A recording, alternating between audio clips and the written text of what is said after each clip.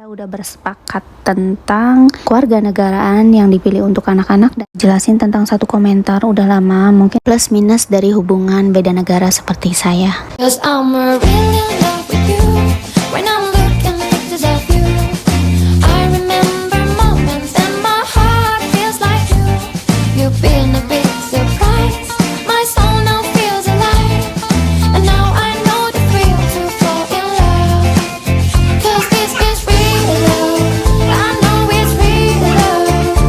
Halo, assalamualaikum, maaf yang kabar ya, tacahau. Moga-moga diparingi kesehatan jasmani lan rohani, lan moga-moga diparingi kesehatan maning dan moga-moga diparingi kelancaran rezeki sing halal lan barokah, amin ya robbal alamin. Oke ma, jalan-jalan kali ini sambil ngerumpi yuk kita bahas sesuai judul di thumbnail. Karena berhubung banyak banget yang nanya, "Ce, udah punya KTP Taiwan belum sih? Ce, anak-anak ikut warga negara mana nih?" gitu. Jadi di sini aku sekalian mau jelasin ya tentang keputusan aku dan suami. Kita udah bersepakat tentang kewarganegaraan yang dipilih untuk anak-anak dan saya maksudnya. Jadi dimulai dari saya sendiri sengaja untuk tidak mengambil KTP Taiwan. Kenapa? Karena kalau kita ngambil KTP Taiwan itu harus sekolah dulu, dan kedua yang aku beratin itu adalah untuk melepas kewarganegaraan Indonesia. Kalau kita ngambil KTP Taiwan otomatis kita bukan warga, maksudnya otomatis kita lepas warganegaraan. Jadi dari situ kita bersepakat, saya dan suami bersepakat untuk mempertahankan kewarganegaraan saya, karena ya seperti yang kalian tahu posisi Taiwan dan Cina seperti apa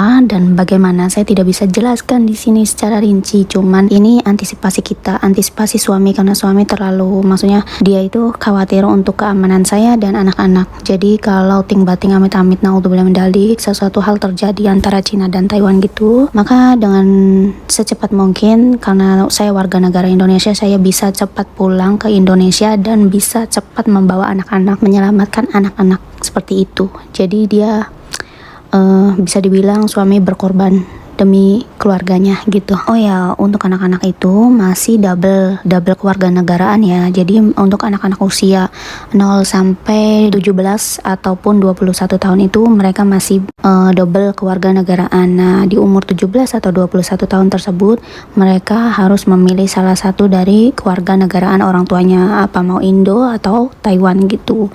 Nah, untuk di masa yang akan datang kalau anak-anak sudah remaja, saya dan suami lebih terserah kepada anak mau memilih kewarganegaraan mana gitu. Dan untuk rencana saya dan suami, kita bersepakat insya Allah untuk menikmati masa pensiun di Indonesia. Kita berharap kita bisa menikmati masa tua di Indonesia, dan untuk anak-anak terserah mau tinggal di Indonesia atau di Taiwan. Oke, kembali lagi, kalau ini baru wacana dan rencana kita untuk kedepannya seperti apa. Nah, selebihnya ya kita pasrahkan kepada Allah ya, karena manusia cuman berencana.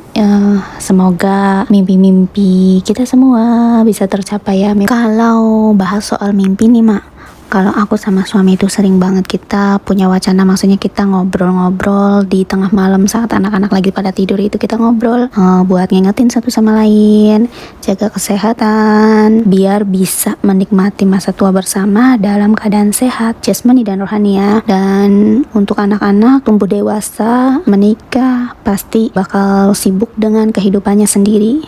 Jadi makanya teman hidup kita itu ya pasangan kita gitu.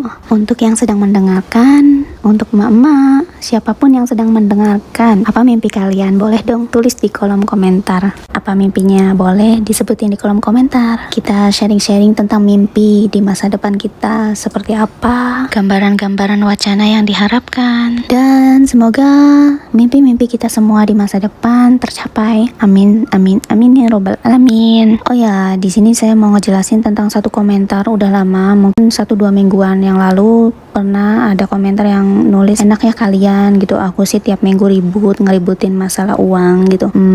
Semoga yang nulis komentar dengerin ya. Jadi di sini aku mau cerita, mungkin yang nulis komentar itu belum lihat cerita aku waktu aku bangkrut di video yang udah setahun lalu mungkin ya. Aku juga pernah bangkrut, aku juga pernah susah, pernah nggak kuat beli beras, sampai aku sama suami makannya itu Indomie terus. Yang paling menyedihkan itu anak aku waktu umur 7 apa 8 bulanan itu aku nggak kuat beli prominanya, sampai terpaksa aku kasih nasi kemarin yang di Magicom, mana posisinya itu nasi udah aku ambil yang pinggir-pinggirnya aja gitu, karena udah nggak ada, cuman ngebersihin Magicom aja. Ya ada kali 3-4 suapan gitu buat anak-anaknya, aku tuh nyuapin dia sambil nangis. Tapi saat posisi susah sampai nggak kuat beli beras itu, aku nggak cerita ke orang tua, suami juga nggak cerita ke orang tuanya.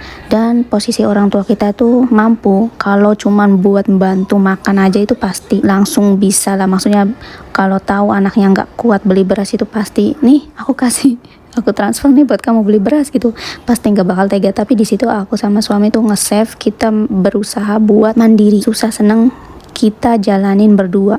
Dan peran suami itu sangat penting saat ekonomi kita sulit. Peran suami itu sangat penting, karena sejatinya kekuatan istri buat ngedampingin suami di saat susah itu ya tergantung pada suaminya itu sendiri. Kalau suaminya bisa berperan baik, ngayomin gitulah kalau kata orang Jawa ya, insya Allah istri juga bisa. Jadi saya setuju banget kalau ada kata-kata yang bilang kewarasan istri tergantung pada suami itu sendiri. Jadi intinya kita saling bergandengan tangan lah di masa-masa sulit itu, kita saling mensupport, kita saling mengisi satu sama lain. Dari situ kita bisa kuat, kita punya kekuatan buat melewati masa-masa sulit tersebut. Dan setelah terlewati masa-masa sulit, suami pun punya rasa syukur, terima kasih kepada pasangan, ya kepada istri ya, karena sudah bisa dia menemani di masa-masa sulit. Oke kali ini sampai sini dulu rumpi-rumpi kita, dan di next video saya pengen cerita ke kalian tentang pandangan negatif dari orang-orang sekitar yang lihat hubungan saya dan suami, yang mana beda negara, beda kelas juga kan, ya bisa dibilang beda kelas, yang satu berpendidikan, yang satu enggak gitulah. Banyak lah pandangan negatifnya. Mungkin di next video saya bakal jelasin, bakal saya ceritain plus minus dari hubungan beda negara seperti saya. Oh ya, sebelumnya aku jelasin dulu, ini jalan-jalan tempat kedua kita ya, waktu di Miaoli. Ini masih sama di Miaoli juga, jadi kita jalan-jalan di sekitar Miaoli. Nah, Miaoli itu di bawahnya Hsinchu itu tempat kita tinggal di Hsinchu, di bagian Jupenya.